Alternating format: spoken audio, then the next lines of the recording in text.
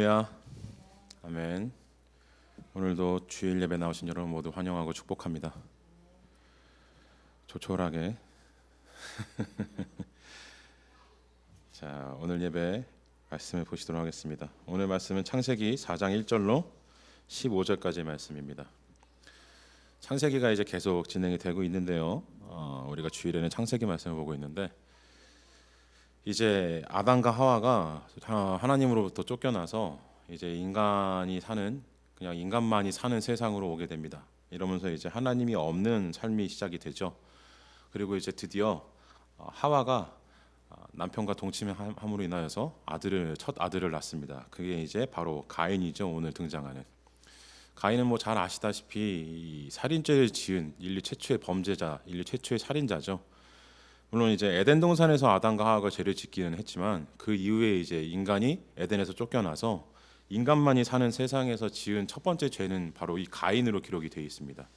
아담과 하와도 뭐 작은 죄를 지었을 수는 있겠죠. 살면서 하나님 보시기에 안 좋은 일들이 있을 수도 있었겠죠. 근데 그러한 것들은 뭐 소소한 것들, 작은 죄라고 해서 가볍다는 건 의미는 아닙니다만은 하나님이 그래도 그 정도는 그냥 눈 감아 주실 수 있는 그런 정도의 그냥 작은 실수 정도로 여겨진 것 같아요. 그래서 아담과 하와의 죄는 기록이 안 돼 있고 이 가인의 죄가 최초의 죄로 기록이 되어 있습니다.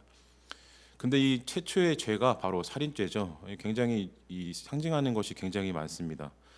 인간이 하나님과 더불어서 살다가 쫓겨나서 이제 모든 생명의 책임자가 하나님이 아니라 인간이 되었어요.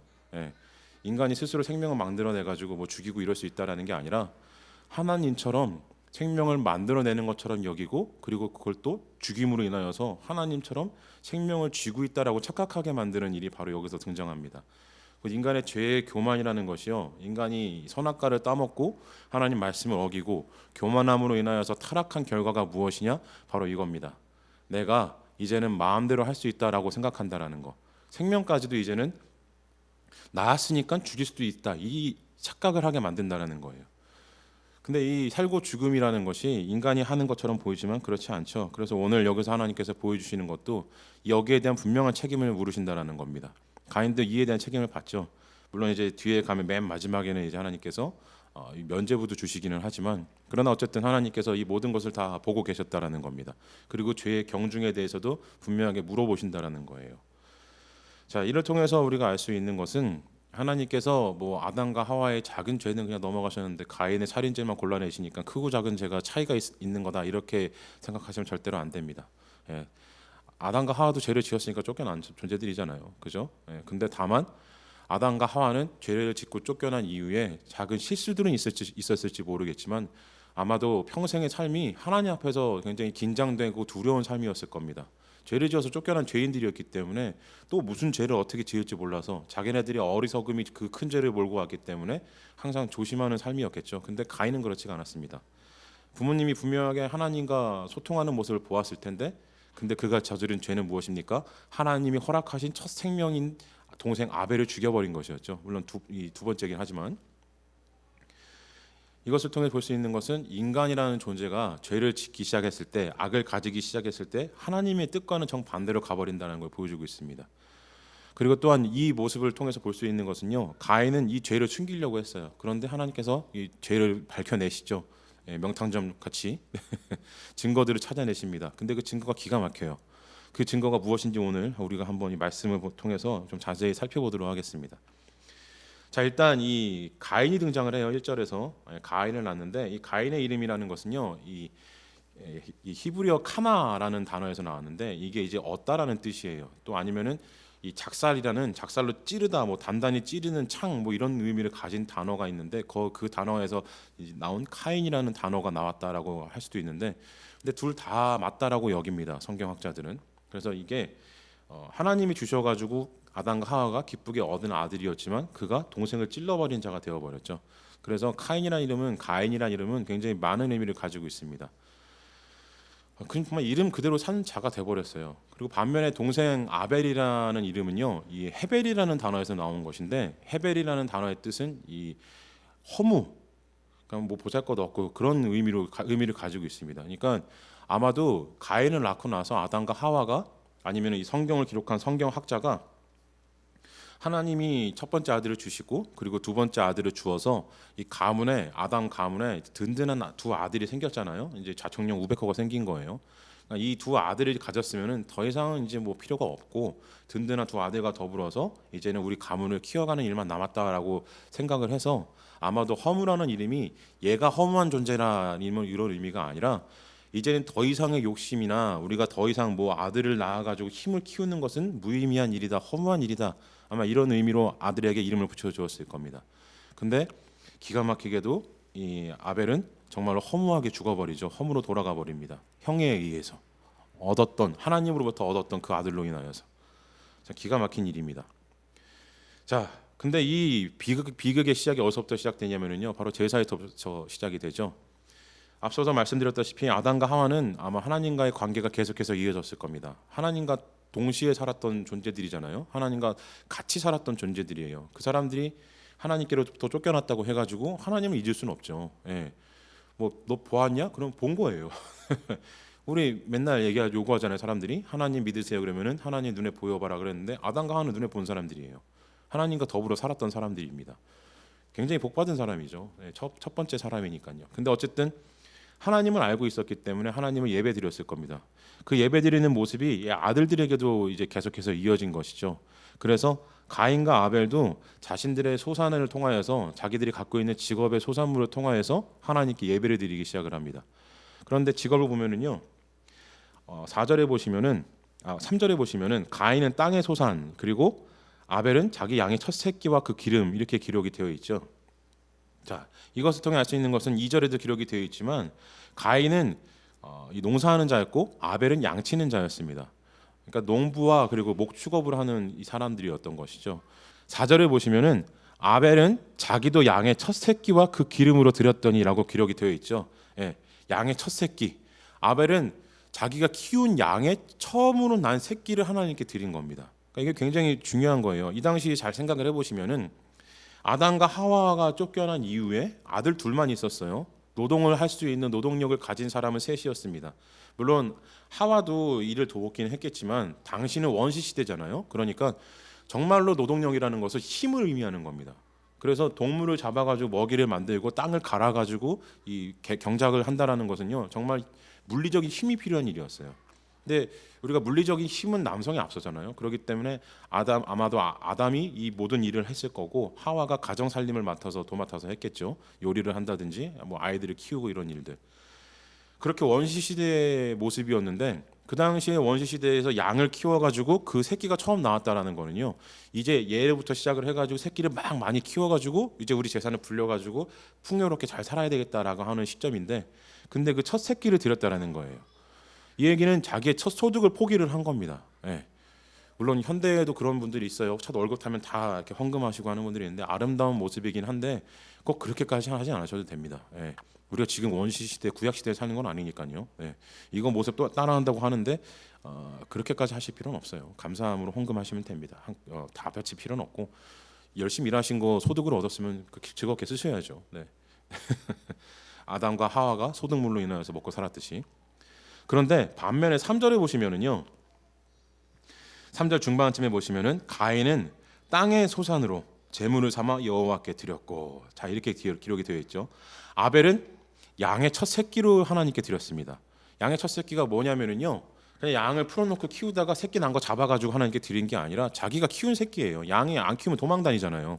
다큐멘터리 같은 거 보셨을 때 아실지 모르겠는데 이 이스라엘 지방, 중동 지방에 사는 양들은요 사냥이어가지고 절벽을 타고 다닙니다. 근데 절벽 타다가 많이 떨어져 죽기도 한대요.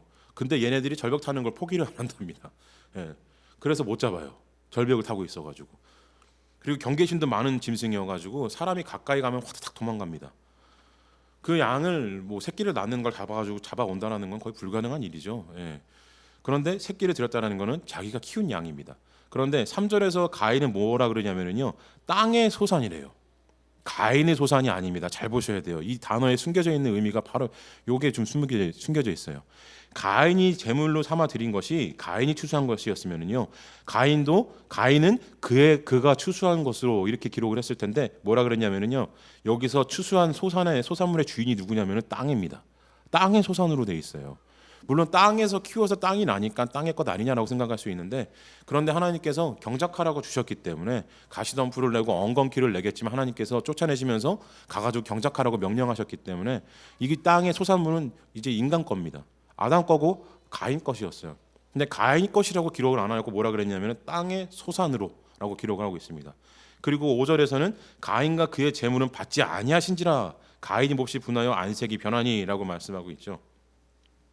자, 이걸 통해서 볼 수 있는 것은요, 가인의 추수물은 아마도 자기가 노력해서 추수를 한 농작물이 아니라 그냥 자기가 지은 농작물은 자기가 먹고 나머지 잡초같이 자란 땅에서 그냥 쑥 올라온 여러 식물 같은 것들을 막 그냥 주워가지고 하나님께 드린 것 같아요. 굉장히 모멸적이죠. 우리 사람에게도 밥 같은 거 뭐 같이 먹을 때 밥 먹고 나가지고 남은 밥 갖다 주고 남은 반찬 주면 어떻게 합니까? 기분 굉장히 나쁘잖아요. 손님이 오셨는데 그렇게 하는 경우 없잖아요. 예, 찬밥 주고 그런 경우 없잖아요. 그럼 손님으로 여기는 게 아니죠. 빨리 가버려라 이렇게 하는 거 아닙니까?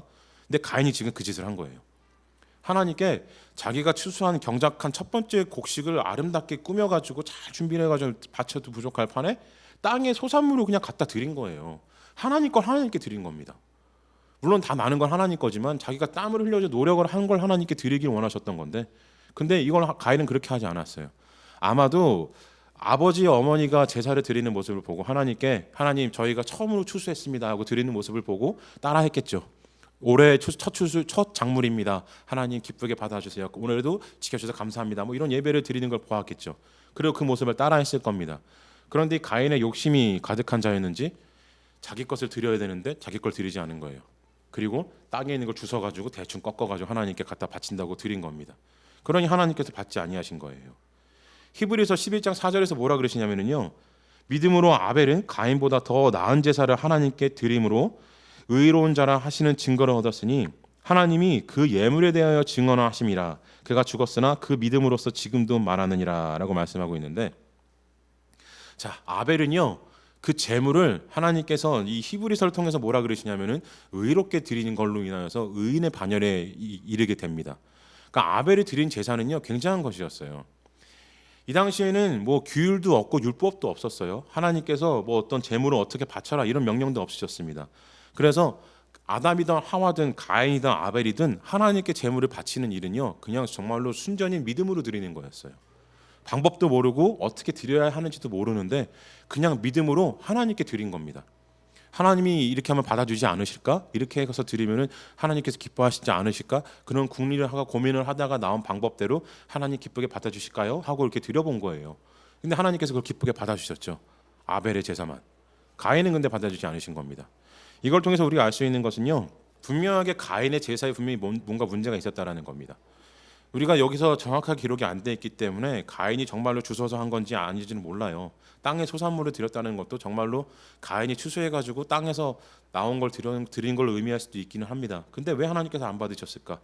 히브리서 말씀을 통해서 우리가 유추할 수 있는 것은 바로 이것이죠. 가인이 했던 것은 불성실한 제사였다라는 겁니다. 그리고 이 제사의 수준이요 어느 정도의 수준이었냐면은 하나님께서 죄라고 말씀하실 정도의 수준이었다라는 거예요. 그냥 가인이 화를 내니까 네가 어째서 안색이 변하냐? 그리고 뭐라 그러세요? 7절을 보시면은 네가 선을 행하면 어찌 낯을 들지 못하겠느냐? 선을 행하지 아니하면 죄가 문에 엎드려 있느니라. 죄가 너를 원하나 너는 죄를 다스릴지니라 라고 말씀을 하십니다. 자, 이 7절 말씀은요 앞으로 가인이 저지를 죄에 대해서, 살인죄에 대해서 경고하시고 예견하시는 말씀이기도 합니다만은 동시에 가인의 행위를 지금 꾸짖으시는 모습이세요. 그러니까 가인이 지금 한 짓은요 제사라고 자기가 열심히 준비해서 드렸다고 생각을 했는데 하나님 보시기에 뭐였냐면은 죄였어요. 하나님이 죄라고 말씀하실 정도로 제사가 형편없었던 겁니다. 그냥 흉내만 낸 거예요. 그리고 주워가지고 하나님께 드린 겁니다. 이 세상에 이런 제사가 어디 있어요? 신령과 진정으로 드리지 않는 제사를 하나님께서 기뻐하지 않으신다는 걸 여기서 보여주고 계시는 것이죠. 이를 통하여서 하나님께서 그럼에도 불구하고 죄가 너를 원하고 있으니까 지금이라도 돌이켜가지고 죄를 너에게서 떠나게 해라. 죄가 너를 원하고 있다. 그 앞에 엎드리지 마라. 이 말씀을 하신 거였습니다. 그런데 어떻게 합니까? 가인이 이 분노를 가라앉히지 못해요. 하나님의 말씀으로도 이 분을 가라앉히지 못합니다. 하나님께서 아신다라는 겁니다. 신령과 진정으로 드리지 않는 예배를 하나님이 아신다라는 거예요. 그 심중의 중심을 하나님께서 알고 계시다라는 겁니다. 그래서 분을 내는 게 아니라 회개를 원하신다라는 거예요. 예배를 드렸는데 예배를 드리는 와중에 찔림이 있으면은요 회개해야죠. 어떤 일을 겪었을 때요, 교회 안에서 신앙적인 어떤 일을 겪었을 때, 교훈을 듣거나 조언을 듣거나 설교를 들었을 때 내 마음에 찔림이 있으면은요, 예배를 통해서 내 마음의 죄를 건드린 것 같은 생각이 들면은요, 화를 내는 게 아니라 회개를 해야 돼요. 예, 그때 유혹하는 겁니다. 죄가 문 앞에서 엎드려서 기다리고 있는 거예요. 자, 이쪽으로 와. 나의 문을 넘어와라. 죄의 문을 넘어와라. 더 큰 죄를 지어. 이거 지금 부르고 있는 겁니다. 이때 거기가 넘어가면 안 돼요. 회개해야죠. 화난다고 해가지고 다 질러대면 그게 무슨 기독교인입니까? 왜 이럴까요? 바로 이겁니다. 여러분의 성품이 못 돼가지고 여러분의 본성이 더러워가지고 그런 게 아니라요, 죄가 앞에 엎드려져 기다리고 있는 거예요. 근데 여기서 여러분 여기서 뭘 해야 되냐면요, 7절 말씀 같이 네가 선을 행함이 어찌 낯을 들지 못하겠느냐. 선을 행하지 않았으니까 우리가 지금 화가 나는 겁니다. 그리고 뭐라 그러세요? 선을 행하지 아니하면은 죄가 문에 엎드려 있대요. 죄가 너를 원하나 너는 죄를 다스릴지니라. 하나님께서 권세를 주신 거예요. 죄가 문 앞에 엎드려가지고 나를 걸어 넘어뜨리려고 문 앞에서 기다리고 있는 겁니다. 문을 열고 내가 나가면은요, 내 발을 걸어서 넘어뜨려 버려요. 나를 실족하게 만들어 버리는 겁니다. 근데 하나님께서 실족하게 하는 죄를 뭐라 그러세요? 다스리래요. 이 얘기는 뭡니까? 우리에게는 그걸 다스릴 만한 능력이 있어요. 하나님이 보시기에 우리라는 존재는요, 인간이라는 존재는 죄 때문에 넘어지고 실족하는 참 보잘것없고 더러운 존재. 내가 혼내고 교훈을 주면은 거기에 대해서 발끈해가지고 살인이나 저지를 쓸모없는 놈들, 이렇게 여기시는 게 아니라 너는 이길 수 있어라고 말씀하시는 겁니다. 내가 권능을 줬으니까, 내가 능력을 줬으니까 너는 그 죄를 다스릴 수 있다. 너에게는 그만한 능력이 있다. 이렇게 말씀하시는 거예요. 근데 우리는 이걸 거부를 해요. 예, 그리고 뭐 합니까? 화를 내요. 분노하기를 더 좋아합니다. 그게 더 쉽거든요. 내 감정을 털어낼 수 있으니까. 내가 참는 게 왜 어려워요? 내 안에 쌓이니까 스트레스가 쌓이거든요. 저도 정말 한성깔 했습니다. 예, 우리 사모님은 아시겠지만 운전하다가 열받으면 문 열고 나갔어요. 차 앞에 가로막아버리고, 요즘에 보복운전이라고 하는 가로막아버리고 나갔어요. 진짜로 많이 싸웠습니다. 예, 몸이 이랬으니까요. 태권도도 12년을 했어요. 예. 성질이 얼마나 더러웠겠습니까? 전도사 하면서도 그랬었어요. 이 성질을 버리지 못했습니다. 근데 어느 날 돌아보니까 제가 늘 이런 모습이더라고요. 가인과 같은 모습이더라고요. 죄를 못 다스려서 사랑을 못하는 거예요. 그래서 그때부터 저는 억지로 참았습니다. 억지로. 예. 그래서 내가 가식으로 착한 척 하더라도 어느 순간부터 가식이 쌓이면은 가식이 진짜가 되겠지. 이 위선이라고 생각되어지는 모습이 언젠가는 선이 되겠지 하고 끝까지 참았어요. 예. 그래서 아직 부족하기는 하지만 많이 나아졌습니다. 그렇죠, 사모님? 네, 여기 네라고 대답하셨어요. 유튜브 보신 분들 안 들리실 텐데. 많이 나아졌어요. 정말로 많이 참고 삽니다.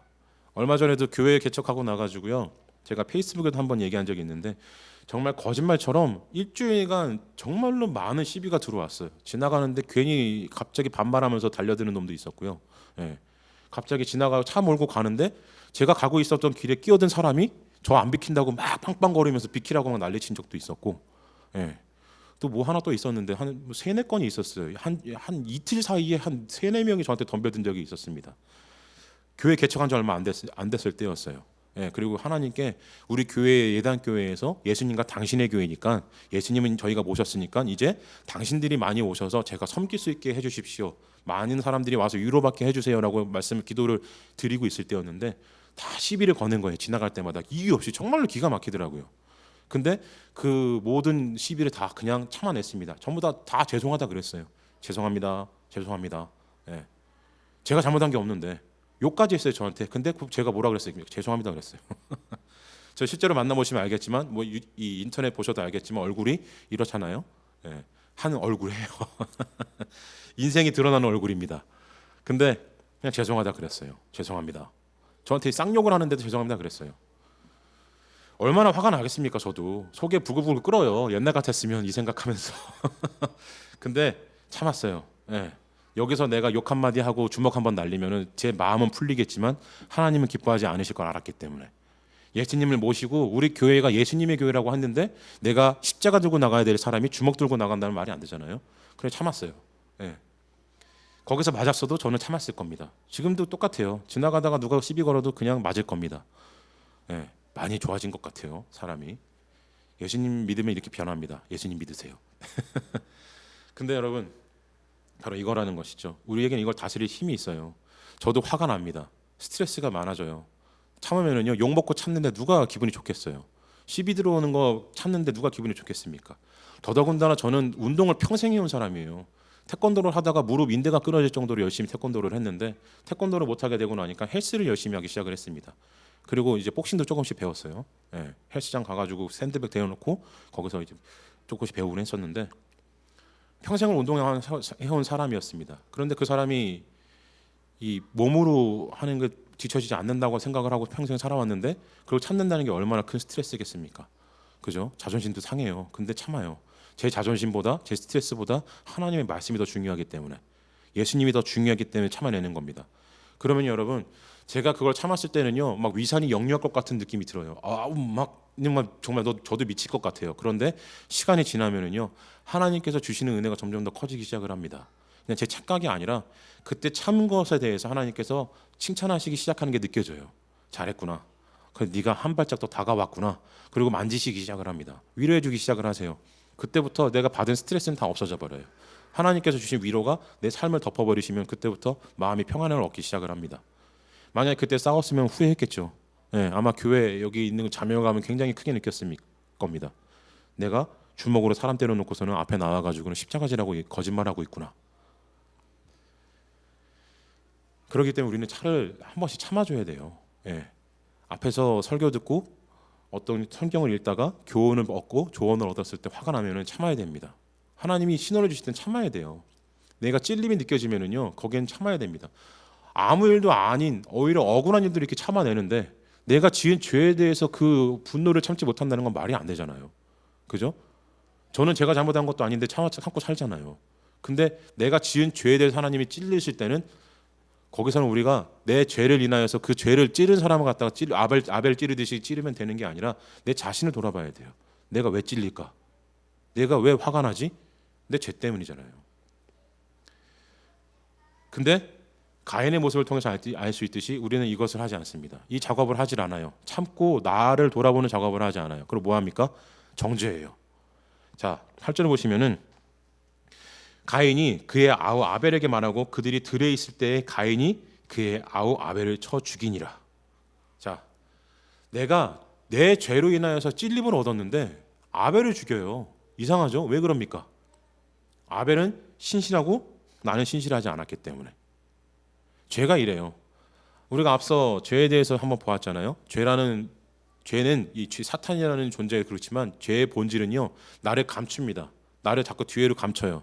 아담과 하와가 죄를 짓고 하나님 앞에 숨었듯이 그리고 그 말도 안 되는 무화과 나무 잎으로 몸을 가렸듯이 자기를 숨기려고 합니다. 자기를 뒤로 숨기려고 해요. 자기를 뒤로 숨기니까 뭐가 남아요? 자기보다 잘난, 자기보다 성실했던 아벨의 그 얄미움밖에 안 보이는 겁니다. 자기 자신을 마주했으면 자기 죄를 회개했을 텐데 자기를 뒤로 숨겨버리니까 악과 죄밖에 안 남아요. 악다구니밖에 안 남는 겁니다. 그러다 보니까 아벨을 죽일 정도로 미워한 거예요. 친동생이었는데 이 성경의 세계관에서는 우리가 이 세계를 정확하게는 알 수가 없다고 제가 말씀을 드렸어요. 본 사람이 이 사람들밖에 없으니까. 성경의 이 당시 상황에서는 오직 그냥 그 네 식구밖에 없었던 상황이에요. 4명의 인류밖에 없는. 근데 그 동생을 쳐 죽였어요. 이게 무슨 불의한 일입니까? 이게 얼마나 악랄한 일이에요. 그런데 이 일을 자행을 한 거예요. 왜 이렇게까지 됩니까? 죄가 바로 이런 힘을 가지고 있어요. 우리가 죄가 문에 엎드렸다고 하나님 말씀하셨을 때는 죄를 다스려라라고 말씀하셨을 때는 죄를 다스리는 권세를 줬으니까 너는 그만큼 뛰어난 존재야. 너는 권능을 가진 존재, 나를 닮은 존재야. 야, 너는 대단한 사람이구나. 이렇게 칭찬을 주신 것도 맞지만 죄가 가진 이 악랄함과 그리고 그 큰 힘을 알고 계셨기 때문에 죄를 피하라고 말씀을 하신 겁니다. 죄를 다스리라는 거는요. 죄를 피하라는 거예요. 가까이 하지 말라라는 겁니다. 무서워서 피하라는 게 아니에요. 우리나라 속담에도 있잖아요. 뭐가 더러워서 피하냐? 무서워서 피하냐? 더러워서 피하지. 그러잖아요. 똑같은 거예요. 죄는 그거랑 똑같습니다. 무서워서 피하는 게 아니에요. 더러워서 피해야 되는 겁니다. 가까이 해서는 안 되는 거예요. 그런데 가인이 이것을 말씀을 따르지 않아요. 하나님께 제사도 온전히 드리지 않은 자, 하나님께 물건을 주워가지고 음식을 주워가지고 거지한테 운영하듯이 던져버린 자, 신령과 진정으로 예배드리는 게 아니라 그냥 하나님께 습관을 따라가지고 흉내만 낸 자, 그가 하나님이 그래도 그가 하나님의 자녀이기 때문에 사랑하셔서 경고를 주셨는데 그 경고마저도 깡그리 무시해버린 자. 이 일이 겹치고 쌓이고 오래 지나고 나니까 어떻게 됩니까? 살인을 해버려요. 인류의 최초의 죄가 살인이라는 것은 이 상징하는 바가 굉장히 큽니다. 인간의 죄가 무엇을 향하고 있는가를 보여주고 있는 거예요. 죽음을 향하고 있다라는 겁니다. 인간의 악이라는 거는요, 죄라는 것은 결국엔 죽음이 그 마지막 종착점이에요. 그런데 그 죽음이 어떻게 됩니까? 자기의 죽음이 아니라 타인의 죽음을 이끌고 왔어요. 이게 무엇입니까? 인간이라는 존재는요, 그렇게 선하지 않다라는 겁니다. 한번 죄를 품고 악을 품으면요, 나만 그냥 죽는 게 아니라 다른 사람을 죽여버리는 존재라는 거예요. 얼마나 무섭고 비열한 존재예요. 이것을 피하기 위해서 죄를 피하라고 말씀하신 겁니다. 다른 사람들이 피해주지 않기 위해서. 성경의 정신을 우리가 얘기를 하면 뭐가 있습니까? 사랑이죠. 근데 그 사랑이 무슨 사랑입니까? 하나님 사랑 그리고 이웃 사랑이에요. 그 둘이 같은 겁니다. 그런데 하나님 사랑하지 않고 죄악 가운데 빠져 있으면 뭐가 됩니까? 다른 사람을 죽여버리는 거예요. 우리가 적자생존의 삶을 살잖아요. 이 시대는 이 세상은 적자생존의 삶이에요. 약육강식의 사회입니다. 그게 무슨 뜻이에요? 다른 사람을 죽여야지 내가 살 수 있다라는 겁니다. 내가 벌어야지 누군가가 죽어야지만이 내가 먹고 사는 거예요. 물론 열심히 일해서 먹고 사는 게 다 그런 의미는 아닙니다만은, 근데 요즘 시대가 그렇게 돼버렸어요. 쟤를 죽이지 않으면 내가 죽어 이러잖아요. 애들 공부할 때 어떻게 합니까? 한 놈이라도 제끼라 그러잖아요, 부모님들이. 그러니까 걔 공부 어떻게 하는지 배워와. 걔 공부 뭐 하는지 한번 봐봐. 누구한테 과외받는지 알아와봐. 쟤 이겨야지. 쟤 제껴버려야지. 어릴 때부터 그렇게 우리는 교육받고 살아요. 물론 안 그런 나라도 있습니다만은. 예. 근데 어쨌든 근본은 같아요. 예. 요즘 안 그런 것처럼 보였던 미국 어떻습니까? 다른 나라 못 죽여서 안달이잖아요. 중국 못 죽여서 안달이고 우리나라 기 못 꺾어서 안달이잖아요. 그죠? 다른 나라 죽여서 어떻게 합니까? 뭐라 그래요? 미국 최고래잖아요. 미국을 옛날에 그 영광스러운 나라로 만들겠다고. 이게 바로 세상의 법칙입니다. 그리고 죄의 모습이에요. 자, 그런데 이 죄의 모습을 하나님께서는 계속 피하라고 말씀을 경고를 하셨는데 피하지 않았다라는 것이죠. 그리고 하나님께서 이제 가인을 부르십니다. 9절에 보시면은 여호와께서 가인에게 이르시되 내 아우 아벨이 어디 있느냐? 그가 이르되 내가 알지 못하나이다. 내가 내 아우를 지키는 자니이까. 이르시되 네가 무엇을 하였느냐? 내 아우의 핏소리가 땅에서부터 내게 호소하느니라. 땅이 그 입을 벌려 내 손에서부터 내 아우의 피를 받았은즉 내가 땅에서 저주를 받으리니 네가 밭을 갈아도 땅이 다시는 그 효력을 내게 주지 아니할 것이요 너는 땅에서 피하며 유리하는 자가 되리라라고 말씀을 하고 있습니다. 자, 이 장면에서 보시면은요, 하나님께서 가인을 부르셨는데 가인이 기가 막히죠. 예, 네 아우 어디 있니 그랬더니 하나님께서 왜 아우를 물어보셨을까요? 가인을 부르셔가지고 아벨 어디 있니 왜 물어보셨을까요? 모르셔서 물어보셨을까요? 아니에요. 예, 알고 계셨습니다. 하나님은 다 알고 계시죠. 모르실 게 뭐 있으세요. 근데 왜 물어보셨냐면요, 아직도 기회를 주시는 겁니다. 가인에게. 예. 아담과 하와에게 부르셔가지고 너네가 왜 숨었냐라고 물어보셨을 때 하나님께서 그들이 뭘 했는지를 모르셔가지고 물어보신 게 아니라 회개를 원하시기 때문에 부르신 거였죠. 그와 똑같습니다. 가인에게도 똑같이 하신 것이에요. 똑같이 하신 거예요. 네가 왜 지금 이 아벨이 보이지 않니? 이걸 물어보신 거는요, 알고 있으시다라는 거예요. 너의 죄를 알고 있고 네의 악행을 알고 있으니까 회개해라. 지금이라도 돌이키렴. 이 힌트를 주신 것이었어요. 사인을 주신 것이었습니다. 근데 가인이 뭐라 그럽니까? 예, 굉장히 당돌한 대답하죠. 싸가지 없는 대답을 합니다. 내가 아우 지키는 자입니까? 이래요. 내가 걔 어딘지 어떻게 알아요? 예, 굉장히 조금 하나님한테, 하나님이시잖아요. 근데 하나님한테 띠껍게 얘기를 하는 거예요. 예. 내가 아우 지키는 사람이 내 동생 지키는 사람입니까? 왜 나한테 그걸 물어보세요? 기가 막히네, 웃기네. 이러는 거예요. 지금 엄청난 사람인 것 같아요. 가인을 보면은, 예, 진짜 또라이거나 진짜 배짱이 좋거나, 예, 또라이 같긴 한데 정말로 제정신이 아닌 것 같아요. 가인은 미친 것 같습니다. 하나님한테 그렇게 얘기를 한 거예요. 하나님 뭐라 그러십니까? 네가 가인을 죽였다. 이래 바로 말씀하시잖아요. 예. 근데 가인에게 아벨을 죽인 걸 증거를 뭐로 삼으십니까? 내가 다 보았다. 내가 다 알고 있다. 전지전능한 내가 내 권능으로 다 보았다. 이렇게 말씀하시는 게 아니라 뭐라 그러세요? 땅에서 피소리가 들린대요. 땅에서 그 피가 아벨의 동생, 네 동생의 피소리가 땅에서부터 들린다. 땅이 네 동생의 피를 받았으니까 너는 이제 땅에서부터 추수할 게 없을 것이다. 이렇게 말씀하시잖아요. 이게 뭡니까? 땅이 이 살인 사건의 증거라는 거예요. 증인이라는 겁니다. 기가 막히죠. 요걸 통해서 우리가 알 수 있는 게요, 첫 번째가 지구가 살아있다라는 겁니다. 이 세상은 살아있다라는 거예요. 우리는 그냥 흔히 우주는 뭐 이 살아있는 존재가 아니라고 여기죠. 무기물이라 그러잖아요. 땅은 무기물이어가지고 생명은 없는 존재라고 생각을 하잖아요. 그래서 뭐 곡식이라든지 동식물 같은 것에만 생명이 있다고 생각을 합니다. 근데 하나님께서 뭐라 그러세요? 땅이 핏소리를 낸대요. 예, 뭡니까? 땅은 살아있다라는 거예요. 지구는 살아있다라는 겁니다. 물론 이제 조금 유사과학 같은 뭐 가이아 이론 이런 것도 있어요. 지구가 가이아 여신이라 그래가지고 가이아 생명체, 그래가지고 생명체로서 살아있는 존재 뭐 이런 이론도 있습니다.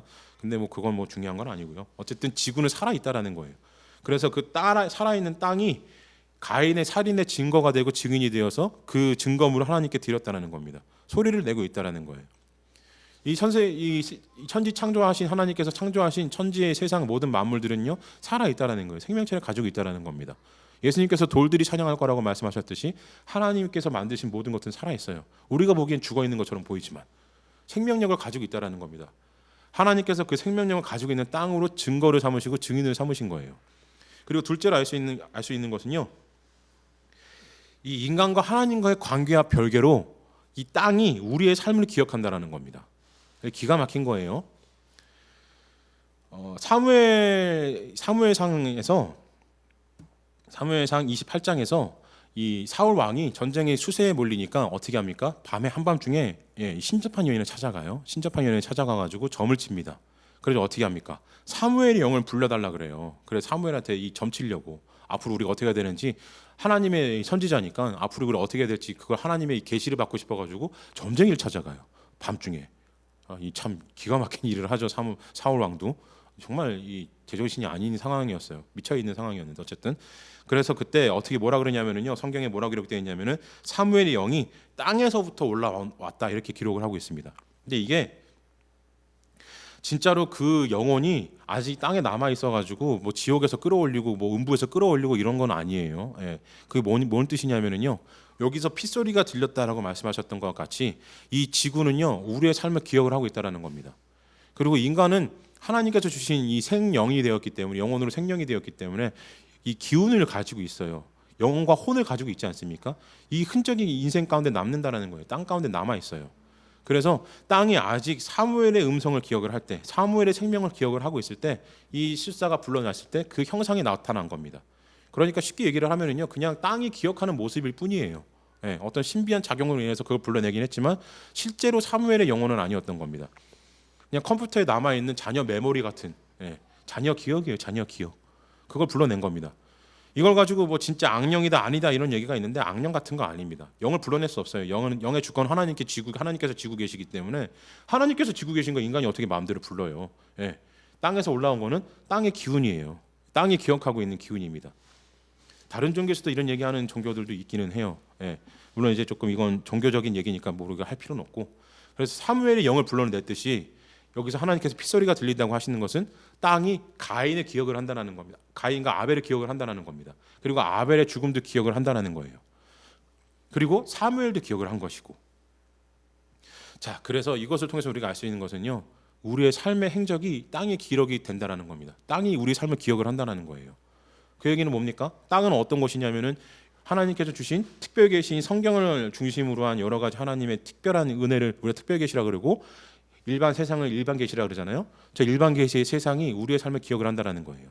그렇죠. 특별 계시로 주어진 하나님의 영, 하나님의 은혜가 우리의 삶을 인도하시고 우리의 삶의 행적을 기억을 하듯이 이 세상도 우리를 기억을 하는 거예요. 그래서 우리는 하나님 앞에서 변명할 수 있는 게 아무것도 없습니다. 그리고 심지어는 어떻게 됩니까? 하나님 앞에 가면은 생명책에도 기록이 되어버려요. 그러니 그 생명책 보고 모든 증거가 남아 있는 상황에서 우리가 무슨 변명을 할 수 있겠습니까?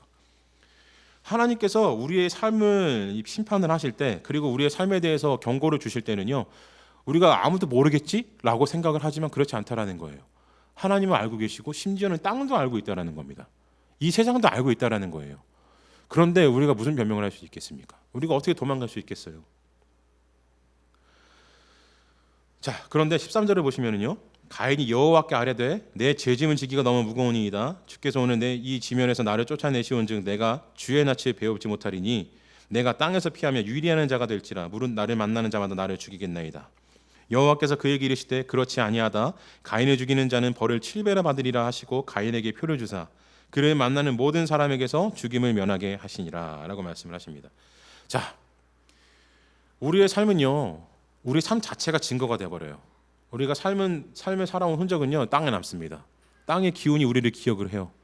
예, 우리는 변명할래야 변명할 수가 없습니다. 하나님께서 기록도 하시는데 땅도 우리를 기억을 해요. 우리의 삶의 흔적은 남아 있어요. 우리의 죄악의 모습은 남아 있습니다. 나만 알고 있다고 생각을 하는데 하나님 알고 계시다라는 거예요. 땅도 알고 있다라는 겁니다.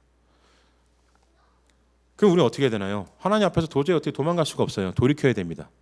근데 돌이키지 않으냐는 결과가 어떻게 되나요? 가인처럼 이렇게 하나님 앞에서 뻔뻔하게 되는 거죠. 자기는 잘났다고 의롭고. 그런데 이게 발각이 됩니다. 하나님께서 증거를 내미세요. 증인을 세우세요. 땅을 증인 삼아 가지고 가인에게 말씀을 하십니다. 그리고 형벌을 내리세요. 네가 추수하지 못할 것이다. 그러니까 뒤늦게 회개를 하죠. 예, 뒤늦게 회개를 하는데 가인도 회개를 열심히 했어요. 예. 죽을 만큼 죄를 지었습니다. 저를 죽이겠습니다. 누군가가 저를 만나는 사람이 저를 죽이겠습니다. 이렇게 고백을 해요. 하나님께서 그걸 면제하게 해주시잖아요. 아니라고, 너를 용서해 주겠다고 말씀하시지 않습니까? 자, 이겁니다. 가인이요, 만약에 하나님께서 네 동생 아벨이 어디 있니? 라고 물어보셨을 때 제가 죽였습니다. 하나님, 저를 죽여주시옵소서라고 회개를 했으면은 하나님께서 용서해 주셨을 겁니다. 네가 동생을 죽였기 때문에 그 핏값으로 인하여서 어떤 죄를 받아야 되긴 하지만 그래도 내가 죄를 면하게 해주겠다. 그래서 아마 곡식도 계속 거둘 수 있었을 거예요. 자기 직업에 의해서 더 어려움을 겪었든지 뭐 어떤 형벌이 내려질지 모르겠지만 그러나 하나님께서 그 핏값을 걷어주셨을 거예요. 그런데 어떻게 합니까? 모른 척하니까, 회개하지 아니하니까 추수하지 못해요. 추수하지 못하니까 어떻게 됩니까? 그때서야 비로소 회개하는 거예요. 큰 손실을 얻고 나니까, 자기에게 있어서 정말로 중요한 일을 잃어버리고 나니까 그때서야 회개하는 거예요. 그때서야 돌이키고 나는 겁니다. 너무 늦어버렸죠. 예, 이미 다 일은 끝나버렸어요. 근데 좋으신 하나님께서는 그 앞에 말씀하신 건 하나님의 말씀이시기 때문에 돌이킬 수는 없어요. 그런데 가인을 죽이지는 않으십니다. 오늘날 우리들에게 이걸 적용을 해보면요, 어떤 적용이 될 수 있을까? 하나님이 지금 우리들에게 형벌을 주실까? 우리가 맨날 살아가는 데 있어서 매번 우리가 겪는 아픔들은 다 하나님의 형벌일까 생각을 하면은 그렇지는 않아요. 우리는 구약의 시대를 살고 있지 않고 신약의 시대를 살고 있기 때문에 우리는 하나님의 형벌 가운데 있지 않습니다. 하나님의 형벌은요, 오늘 우리가 보듯이 무서워요. 예, 죽음 아니면은 죽을 만큼 힘든 게 다가옵니다. 가인에게 농부에게 농사를 짓지 못하게 하는 건 무슨 얘기입니까? 뭐 굶어 죽으란 얘기잖아요. 그죠? 이때까지 하나 하지 않고 살아왔던 사냥을 하면서 살아야 되는 존재가 돼버렸어요. 가인은 이전까지는 그냥 농부사 지어가지고 추수하고 먹고 살면 됐었어요. 예. 근데 이제는 뭐 해야 됩니까? 사냥해가지고 다른 생명을 죽이는 존재가 돼버렸어요. 아우를 죽이고 나니까 다른 생명을 죽여가지고 먹고 살아야 되는 존재가 되었습니다. 그는 곡식을 못 먹기 때문에, 이 추수가 안 되기 때문에 자기가 먹고 살려면은 모든 짐승을 다 잡아 죽였어야 돼요. 눈에 보이는 짐승만 죽이러 다녔어야 됩니다. 평생의 삶이, 가인의 삶은요, 이제 분노에 찬 삶이 되어야 돼요. 평생 동안 온몸에 피칠을 하면서 살아야 되는 존재가 되어버렸습니다. 이 존재가 되고 나니까 비로소 회개를 한 거예요. 가인이 이때 화를 참지 못했으면은 하나님 앞에서라도 회개를 했어야죠.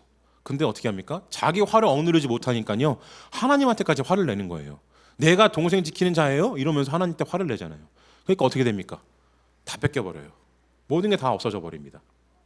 오늘날에게 우리에게 동일한 죄가 일어난다고 여길 수는 없어요. 동일한 이 형벌이 내려진다고 볼 수는 없습니다. 신약의 시대를 살고 있기 때문에, 예수님께서 져주신 십자가의 이 보혈의 은혜로 사는 시대를 살고 있기 때문에 우리는 형벌 가운데 있지는 않습니다. 형벌에 피해서 살고 있죠. 근데 하나님이 그걸 그냥 간과하지 않으신다는 거예요.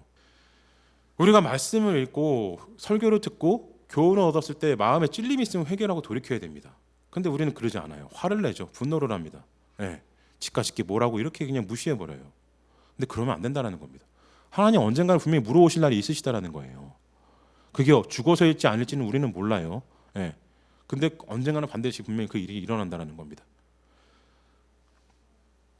죽으실 때까지 참아해 주시는 거 아니야? 형벌을 우리 그 하늘나라 보좌 앞에 갈 때까지 미뤄지는 거 아니야? 라고 생각하실 수가 있는데 그렇지 않아요. 예. 대형교회 목회자들 무너지는 거 보세요. 왜 무너집니까? 그들이 감추어졌던 죄악들이 드러나잖아요. 물어보시는 거예요. 예. 언젠간 반드시 물어보세요. 하나님께서. 언제일지는 하나님만 아시니까 저는 모릅니다. 저한테 뭐라고 원망하셔도 방법이 없어요. 저는 하나님 말씀이 들리지 않는 존재이기 때문에 제가 언제 하나님께서 그 말씀을 하실지 모릅니다. 언제 물어보실지 모르세요. 그러나 제가 알기로는 하나님은 계속해서 물어보신다라는 겁니다. 성경을 통해서. 네. 우리에게 계속 말씀하시고 계시잖아요. 목사를 통해서, 전도사를 통해서, 장로들을 통해서, 권사와 집사를 통해서 많은 사람들을 주변에 세우셔가지고 계속 말씀하시잖아요. 왜 성경 말씀을 나누게 하십니까? 왜 우리가 모여서 예배드리게 하시나요? 왜 신앙적인 나눔을 있게 하십니까? 돌이키기 원하시기 때문이에요. 그 돌이킴이 없이 우리는 아무것도 이뤄낼 수가 없습니다. 돌이킴이 없이는요, 남는 것은 화밖에 남지 않아요. 나밖에 남아있지 않습니다. 뒤에 가서 비로소 뒤늦게 하나님 앞에 하나님 제가 죽을 죄를 지었습니다 하고 하나님 용서를 해주시겠죠. 그런데 여러분, 가인이 회개를 했지만 하나님이 그 형벌을 거두지 않으세요. 네 피를 받았기 때문에 추수한 걸 내가 다시 돌려줄게 이렇게 안 하시잖아요. 예. 그럼 어떻게 됩니까? 평생 동안 피치라는 삶이 살게 돼요. 사냥하면서. 이게 뭘 뜻하냐면은 여러분, 우리가 살인하고 나서 하나님 앞에 회개한다고 해가지고 죽은 사람 돌아오지 않아요. 그죠? 우리가 죄를 짓고 나가지고 누군가에게 큰 상처를 줬습니다. 마음의 상처든 육신의 상처든 누구에게 상처를 줬어요. 그 상처가 없어집니까? 회개한다고? 없어지지 않아요. 땅이 피값을 기억하듯이요, 내 죄는 흔적을 남겨요. 그 죄의 흔적이 평생토록 남는 겁니다. 그래서 하나님께서 죄에서 가까이 가지 말라고, 죄의 문에 넘어지지 말라고 말씀하시는 거예요. 가인에게 경고를 하신 이유가 바로 이겁니다. 넘어져서 죄에 발이 걸려서 실족하고 나서 회개를 할 수 있어요. 예. 근데 회개하는 것보다 죄를 짓지 않는 게 나은 겁니다. 화를 내는 것보다 참는 게 나은 거예요. 시편 1장 1절에서 우리가 잘 알잖아요. 예, 암송도 많이 하시는 복 있는 사람은 악인들의 꾀를 따르지 아니하며 죄인들의 길에 서지 아니하며 오만한 자들의 자리에 앉지 아니하고, 예, 죄인의 길에 서지 않는데요. 예, 그 길에 서지 않는답니다. 죄하고 가까이 하지 않는다라는 거예요. 로마서 12장 21절에 이렇게 말씀하셨어요. 악에게 지지 말고 선으로 악을 이기라. 히브리서 12장 4절 말씀 이렇게 하셨습니다. 너희가 죄와 싸우되 아직 피 흘리기까지는 대항하지 아니하고. 이게 말씀들이 다 뭐예요? 가까이 하지 말라는 겁니다. 예, 싸우라는 거예요. 넘어지고 나가지고 죄에서 벗어나려고 회개해라라는 게 아니라 아예 가까이 하지 말고 싸우라는 겁니다. 붙지 말라라는 거예요. 그 길에 서지 말라는 겁니다. 근데 우리는 이 길에 서죠. 그래서 섰으면 그나마 돌이키면 다행인데 어떻게 합니까? 싸워가지고 피 흘리게 싸워가지고 피 흘리듯이 회개하고 돌이키면 그나마 다행인데 안 하죠. 뭐예요? 화를 내요. 예. 참 기가 막힌 신앙의 시대를 살고 있어요. 우리는. 예전에 제가 이 말씀만 드리고 마치려고 하는데, 제 아는 후배가 있어요. 예. 근데 이 후배가 신학을 하는 자였는데, 제가 이 후배랑 같이 생활을 하면서 기도하는 가운데 드는 생각이, 하나님께서 주시는 마음이 무슨 생각이 들었냐면은, 이 친구가 삶의 방향을 타개하기 위해서, 삶의 이 어려운 상황을 타개하기 위해서 신학을 선택했다라는 좀 그런 느낌이 들더라고요. 그래서 제가 그 친구를 불러서 한번 얘기를 했어요. 하나님께서 외식하지 말라고 하시는 것 같다. 진정과 신령으로 신학을 하려면 하고, 아니라면은 여기서 하나님께 회개함으로 돌이켜라라고 얘기를 했어요. 근데 이 친구가 믿음이 좋은 친구였어요. 예, 곰곰이 고민하겠다고. 예, 그리고 고민하다가 돌이키긴 돌이켰죠. 네, 근데 이 친구가 신학을 그만뒀습니다. 물론 외식한 것 때문에 돌이킨 건 아니에요. 예, 그 당시에 이제 너무 삶이 어려웠기 때문에, 생활이 어려워서 돌이키긴 했는데, 자, 어쨌든 제가 그 말씀 드리는 게 아니라, 이 친구가 그 얘기를 들었을 때 저한테 화를 낼 수도 있었어요. 형이 뭘 한다고 나한테 그런 얘기를 해? 이렇게 화를 낼 수도 있었습니다. 그런데 이 친구가 그러지 않았다라는 거예요. 예, 그리고 자기의 찔림이 있으니까 거기서 돌이킨 것이죠. 반성하고 회개한 거예요. 좋은 믿음이에요. 누군가가 조언을 줬을 때, 기도하는 가운데 얘기를 했을 때 그 돌이킨다라는 건 굉장히 훌륭한 일입니다. 그래서 제가 뭐 하나님 음성을 대변했다는 건 아닙니다. 그 친구하고 관계가 굉장히 깊었기 때문에 제가 그런 얘기를 할 수 있었어요. 오랜 시간 같이 생활을 했기 때문에. 이런 일들이 일어난다는 것이죠. 우리가 진정한 좋은 신앙이라는 것은 무엇이냐면요, 회개할 줄 아는 신앙인입니다. 회개할 줄 안다는 거는요, 화를 참을 줄 안다는 얘기도 돼요. 회개할 줄 아는 사람이 화를 내지는 않아요. 진짜 신령과 진정으로 회개하는 사람은요, 화를 내지는 않습니다. 화내고 맨날 화내고 맨날 회개하면 그게 진짜 회개입니까? 회개가 아니죠. 그건 가짜예요. 자기도 가짜라는 거 압니다. 그래서 화를 많이 내요. 근데 정말로 신령과 진정으로 회개를 드릴 줄 아는 자는 화를 내지 않습니다. 이 얘기를 바꿔서 얘기를 하면은요, 우리가 진정과 신령으로 하나님께 회개를 드리고자 노력할 때 우리가 마음을 다스릴 수 있는 능력을 우리에게 주신다는 겁니다. 이웃을 감당할 수 있는 사랑을 주시고요, 내 분노를 잠재울 수 있는 그런 인격을 우리에게 허락을 하신다는 거예요. 우리는 다 우리가 하는 것 같이 느껴져요. 화도 내가 잡는 것 같이 느껴지고 회개도 내가 하는 것 같이 느껴집니다. 그런데 내가 하는 게 아니에요. 하나님께서 함께 해주시는 겁니다. 우리가 죄의 발을 담그고 있을 때는 사탄이 우리와 함께 하지만, 이것을 빼려고 할 때는 하나님이 우리와 함께 하십니다. 2대1의 싸움이었지만 그게 거꾸로 뒤집어져요. 사탄이 이제 혼자가 되고 하나님이 우리와 함께 하심으로 인해서 다시 2대1로 사탄과 싸우게 되는 것이죠. 그런데 우리가 죄에서 발을 빼지 아니하고 내 성품을 하나님께 드리고자 노력을 하지 아니하면은요, 사탄이 나와 더불어서 하나님과 싸우기 시작을 합니다. 하나님 뭘 하신다 그러세요? 이렇게 얘기가 나오는 거예요. 내가 아우를 지키는 자입니까? 이렇게 비꼬기 시작을 하는 거예요, 하나님한테. 한국교회가 왜 이렇게 많은 이탈자가 생깁니까? 바로 이 때문이에요. 신령과 진정으로 예배드릴 줄 아는 자들을, 신령과 진정으로 회개드릴 줄 아는 자들을 키워놨어야 되는데 우리는 그렇지가 않았어요. 그냥 교회 건물에 충성하는 자들, 목사에게 충성하는 자들만 만들어냈기 때문에 겉으로만 신앙인으로 성장시켜놔가지고 이 사람들이 어려움을 겪고 화가 나기 시작을 하면 교회를 그냥 나가버려요. 견디지 못하니까요. 하나님을 배신해버립니다. 하나님을 버려버려요. 자기 화를 참지 못해서. 근데 그러면 안 되죠. 이제라도 돌이켜야 됩니다. 우리는 우리의 죄가 그냥 우리 것만이라고 생각을 해요. 나에게만 기억된다고. 그런데 그렇지가 않습니다. 하나님도 아시고 세상도 알아요. 자연도 우리를 증거합니다. 어느 날 하나님께서 이걸 물어보시기 전에 우리는 이제 돌이켜야 됩니다. 그리고 우리의 마음을 하나님께 드리고 우리의 성품을 하나님께 드려서 하나님의 인격자가 되어야 돼요. 그래서 우리의 화를 참을 줄도 알아야 되고 우리의 분노도 잠재울 줄 알아야 되고 우리의 죄악들도 잠재울 줄 알아야 됩니다. 사랑하는 성도 여러분, 아벨은 자기의 것을 드림으로 인하여서 자기의 가장 소중한 걸 드림으로 인하여서 의인의 반열에 올랐어요. 그렇다는 얘기는 우리도 가장 소중한 걸 드려야죠. 예, 제사를 드리라고 요즘엔 하지 않잖아요. 예수님도 그거 원하지 않으세요. 과부의 그 2렙돈 헌금을 가장 크다고 하셨듯이 오늘날 우리에게 원하신 게 뭡니까? 바로 이거예요. 아벨이 하나님께 드렸던 그 마음과 같이 내가 화를 누르고 내 죄를 벗어나는 상태에서 회개함으로 하나님께 내 마음을 드리는 걸 원하신다는 겁니다. 이 일이 일어났을 때 우리를 의인으로 불러주시는 거예요. 근데 그러지 아니하고 참지 아니하고 화대로 살고 죄대로 살면은 우리는 가인과 같이 추락하는 삶을 살게 될 것입니다. 사랑하는 성도 여러분, 어느 날 하나님께서 모든 증거들을 모으셔서 땅이 너의 죄를 증거하고 있다라고 말씀하시기 전에, 너의 인생이 네 삶을 증거하고 있다라고 말씀하시면서 혼내시기 전에, 벌을 내리시기 전에 돌이키십시오. 회개하십시오. 그리고 진정한 하나님의 의인으로 거듭나셔서 성화의 걸으심으로 하나님께 칭찬받으셨으면 좋겠습니다. 그래 하셔서 먼 훗날 우리가 함께 천국에서 만난 날 정말로 아벨과 기쁨으로 만났으면 좋겠어요. 그래서 하나님께서 정말로 기뻐하시는 의인들이 되셨으면, 그렇게 하나님께서 귀히 쓰시는 하나님의 귀한 의인들 되시기를 진심으로 축원드립니다. 아멘.